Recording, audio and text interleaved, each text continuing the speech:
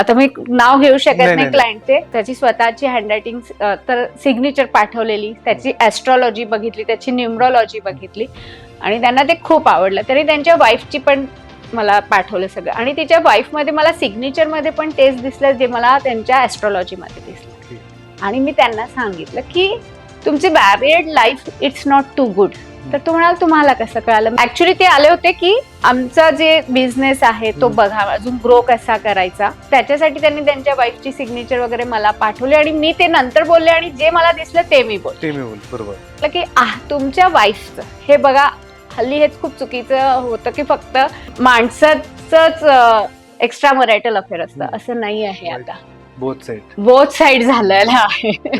आणि मला ते खूप वाईट वाटलं त्यांना सांगताना, पण आणि त्यांनी ते स्वतः हे एक्सेप्ट केलं की मला माहिती आहे की एक्स्ट्रा मॅरिटल अफेअर आहे म्हणून, आणि शी चीटेड मी.